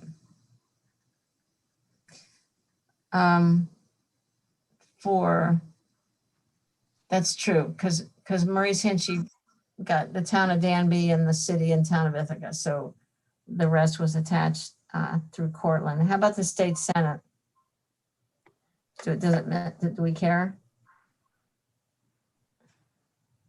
Well, we've always been in Seward's district for a long, long time, and Steve Ryford before that, and that was part of Tompkins County attached to Cortland. Cortland was part of that. Henry? That's where Seward's office was. That's where Oberacker's office is, district office is in Cortland. Right. What's the overall goal that we'd like to accomplish during redistricting? Do we just want to be part? I mean, no, we want to stay as a county, But do we want to be part of a tipping point? Do we want to be closer? I mean, again, I mean, I heard that, what's the overall goal of us in terms of redistricting? I would say just to be as well represented as we can be. I mean, you could make an argument that more of Tompkins County is in Tom O'Mara's district on the state Senate side, is in Tom O'Mara's district. So if possible, we might want to organize and stay with that district. Or we can make, I'm just tossing this out there. I'm not Right. proposing that we specify where we go. I just want to have this information and throw it out to you. If I may, I would say that it's the community of interest. And we Yeah. ought to be able to have the community of interest of Tompkins County have its voice heard rather than be divided up among three Senate districts, for example. It makes a difference, and I think it's who gets listened to. And we shouldn't have the people who have a community of interest in Tompkins County. They should be listened to as a group. Mike Sigler? I mean, I was going to say, if you're going to advocate for one thing or the other, it would just, I mean, the assembly, I think, is going to say the same. I can't imagine they're not going to push this into Brindisi in the Congress. But for state Senate, it makes sense that we're a higher education county. It would make sense if they connected us with other centers of higher education. So, you have Cortland, and then if they can get you up into Syracuse, then that would make a lot of sense, I think. Even though that would be a really long district, it would have a cohesiveness. Kind of like Tom Reed's district. People say it's gerrymandered. It's not, it's just big. It's a big district, and it's a rural district. It's a lot of farming, a lot of, agriculture, not even agriculture, but like that kind of industry. And, I guess it depends more like, what do you want to peg your cohesiveness around? Is it around farming? Is it about high tech? Is it about, higher education? It certainly seems like higher education would be our best bet. But then you have Cornell. Then you have Cornell as the land grant school, and you have agriculture. So maybe it's not agriculture like people traditionally think about it, like farming, but more the high end farming, like, how are we changing farming of the future kind of idea? I don't know. But that would seem to be where the cohesiveness lies, anyway, to me. So. And the land grant school and the Syracuse University forestry and ag school. Also, there's the healthcare. I mean, our two major industries are education and healthcare, as are Syracuse's. Basically, they've got upstate medical and they've got SU. I mean, I think that's a fairly good argument, Mike. So if you picture the map, but either way goes through Cortland, Right.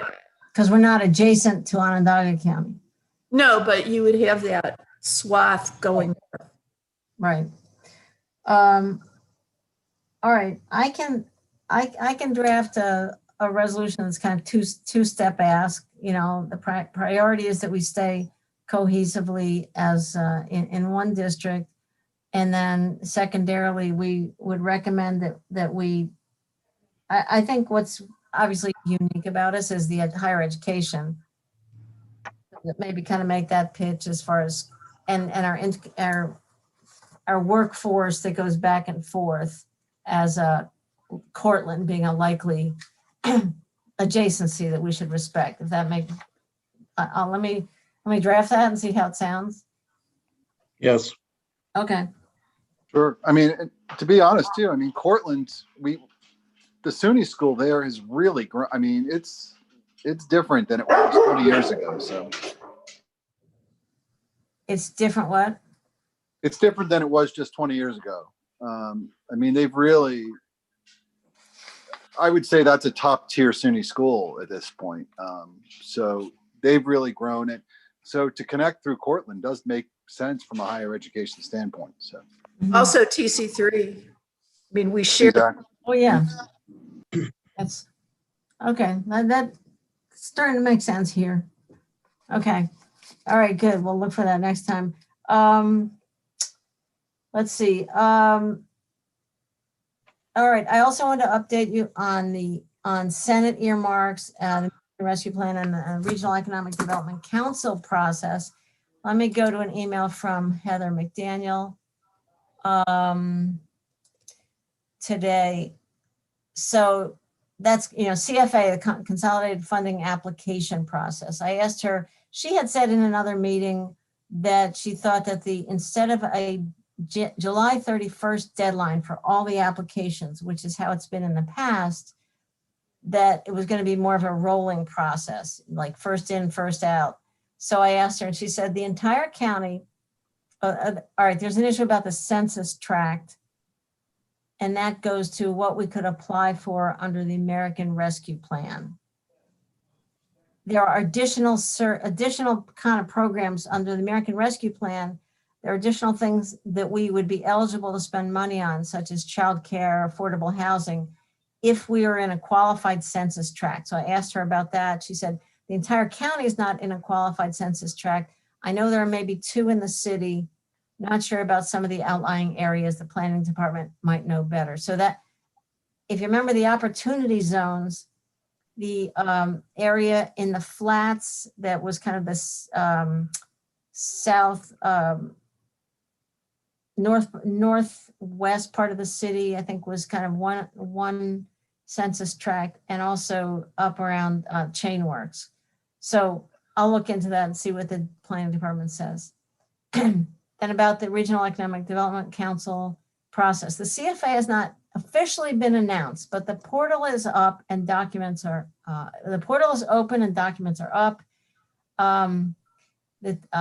It does say that some documents have been updated as projected. The Empire State Development grants and some others are on a rolling basis, looks like quarterly, while other funding sources are on the usual July application deadline.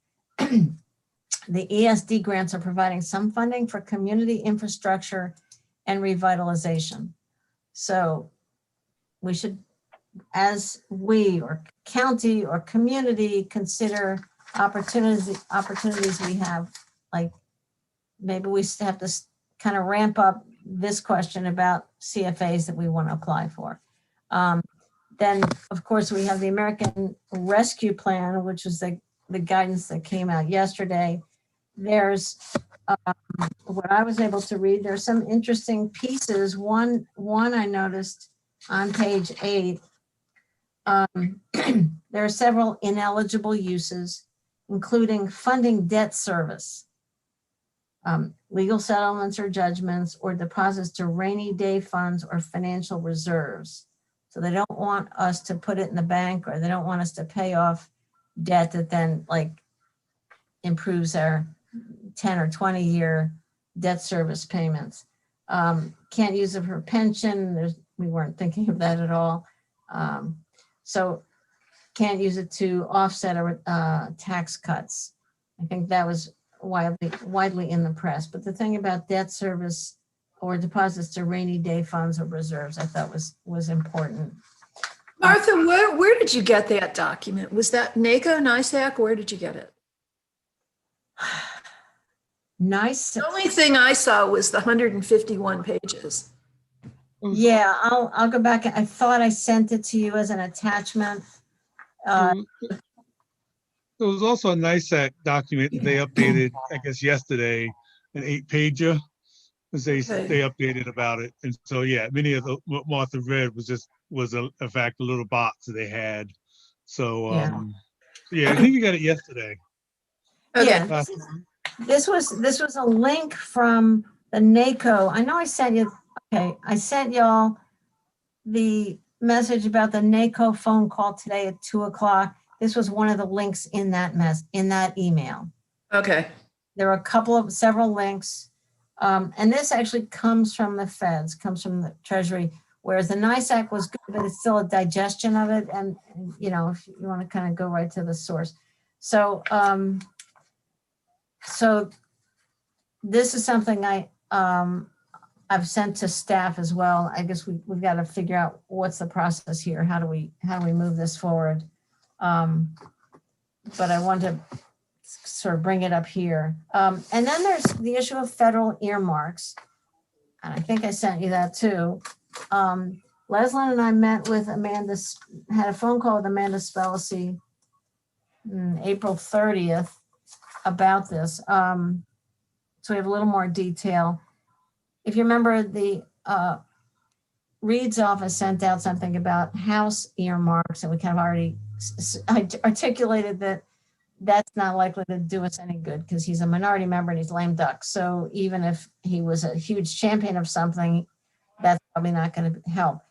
Schumer, on the other hand, you know, we would have a good shot at getting something that Schumer is supporting.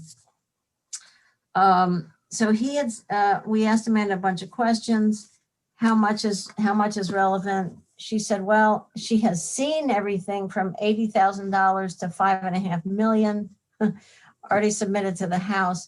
In the past, about 250 to 500,000 used to be kind of a sweet spot. She said it would be that a lot of municipalities are lining up to make applications.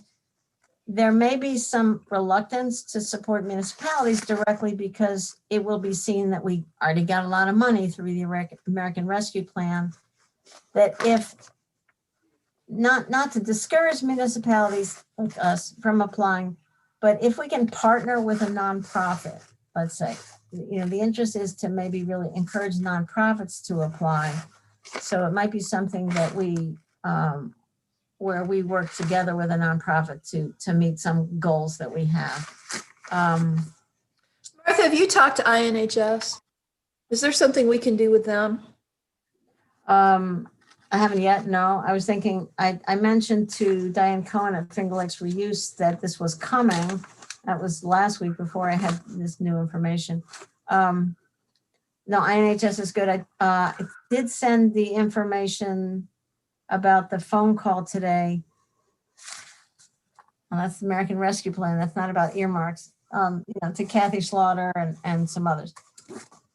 I really want to make sure the community writ large gets this information and has time to, you know, to put good applications together, including municipalities, including nonprofits, and including our departments. I mean, are there things that our departments would like to see done, that whether they fit into the ARP money or whether they fit into earmarks or CFA? These are pretty important opportunities. So I guess first step here is I'm telling you guys about it. And I know Deborah's going to join that call at 2:00. There's another call on Thursday at 2:00 with NACO. Somebody else could sign on to the Thursday call. That would be great because both Martha and I are signed up for it, but we both have potentially conflicting commitments and we might not be able to make it. So that's an email I have yesterday. I sent you yesterday or last night. I wanted to put more information about the earmarks together. So I think I didn't send that out yet. I'm gonna try to summarize some of what we got from the phone call so people have a little bit more qualitative information about what's appropriate for the earmarks. So it's a lot of opportunity. It's kind of overwhelming. But we have some really good grant writers in this community and in our government. So any other thoughts or questions? Martha, is there much in there about water and sewer? Does it talk about it? That's in the American Rescue Plan. And, go ahead. And so something that's in the ARP is not likely to be seen as an earmark. opportunity. You know, remember, they're gonna try to say, okay, that was covered over here, this is covered over there. So about water and sewer, they do have a few paragraphs about broadband and about water and sewer. Yes, recipients may use ARP money to invest in necessary improvements to water and sewer, including projects that address the impacts of climate change. So, you know, Tompkins County, we don't do water and sewer. I guess Jason will soon. Let me talk about, I realize I'm getting specific here, but just came to my attention through a Cortland Standard article that Freeville Village has got a problem with its sewer plant. Its sewer plant is what's called an aerated lagoon. It's basically a pond that pumps air through it to work on the improvement of the water quality. It does not remove phosphorus, and they've got a phosphorus problem. And we know phosphorus is an issue from the water and sewer plants going into Cuba Lake with the algae blooms. The other thing about the Freeville plant, a few years ago, I know Barbara Ekstrom was dealing with Village about whether we could run a line to put our effluent from the Caswell Road dump into that sewer plant, which is very diluted rainwater. Freeville wasn't very interested at that time. But I'm wondering if this might be an area that we can possibly start making some contact to see if we can help them. It sounds like they're going to have a different kind of a treatment plant in Freeville. So I just bring that to attention. The IAED is finishing up a water and sewer study. They did it 10 years ago and they redid it this year. So it seems like, yes, individual municipalities can certainly apply. And I did send the ARP stuff to Dryden Town board members. Individual municipalities can apply, but I wonder if it'd be a stronger application if it's a multi-municipal application. Remember, they have their own money as well. Each municipality got their own money too. Yeah. Take a village like Freeville, it has basically no money. I understand. I know, but so we have the tools for a comprehensive approach, I think. Yeah, and the other thing is that the DEC just came out with its TMDL for Cayuga Lake, and it's focused on phosphorus. But I will say that because point sources like the water treatment plant are covered by Speedy's permits, I don't know to what extent the TMDL implementation is going to have a huge impact, although it does give us extra leverage in terms of establishing need. The other question I would have, Mike, is whether or not we can get Senate earmark money for something that's clearly stated as a purpose of the ARP money. I mean, they may turn around and say, Tompkins County, use your ARP money. It may very well be ARP money from the municipalities that have to be used. Yeah.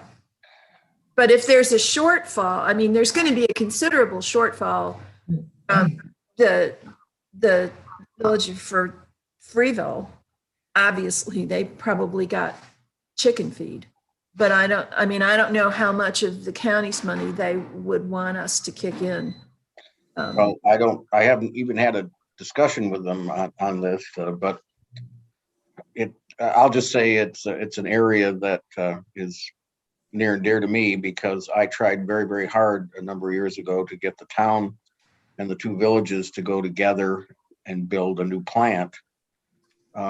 And they all said, oh no, either we're happy with what we've got or we want to go by our own. So the village of Dryden and build a new plant by itself. The town didn't build any and the village of Freeville did nothing. So it was, here we come. And now we have change in standards that affect it. And that's what happened.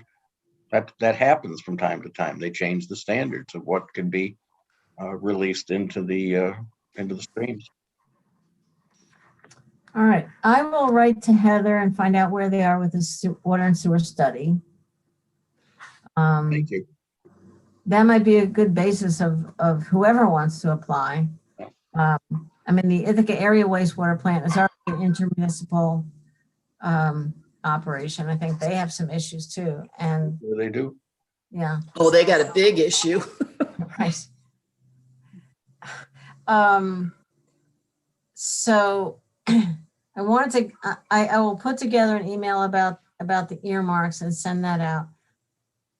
But, you know, I would suggest you guys all share it with your municipalities, share the, you know, the ARP guidance and whatever else we get with your municipalities too. I mean, I think we need, my approach would be, I'd like to figure out a strategic decision-making process about how we apply and what we apply for.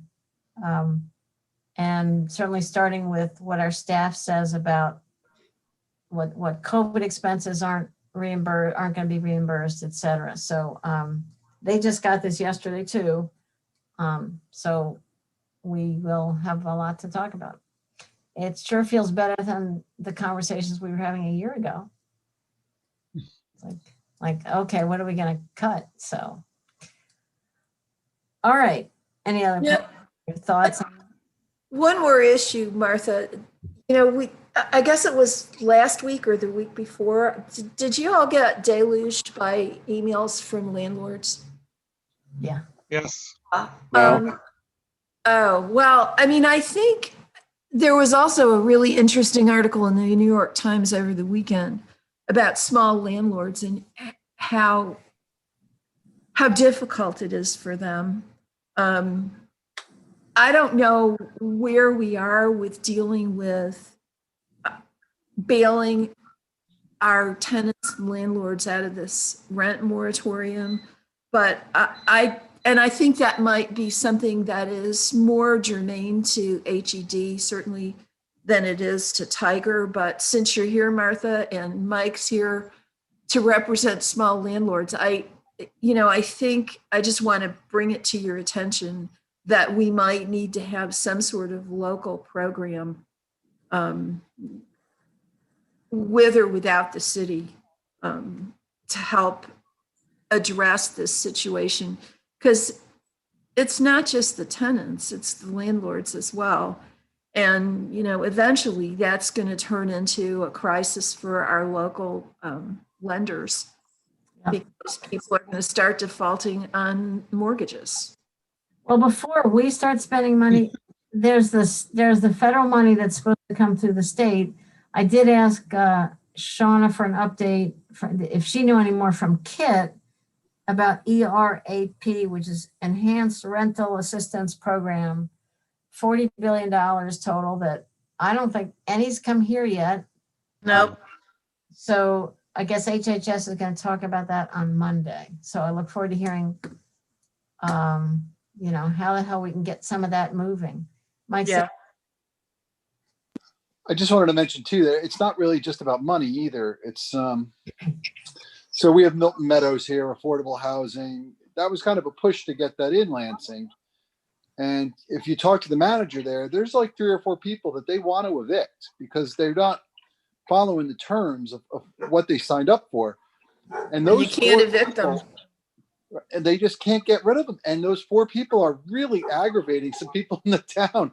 And it's making it so you had a community that was, okay, we'll do this and we'll try it out and we're cautiously accepting of it, to now you're getting more and more people that are like, yeah, we don't want any more affordable housing built in town.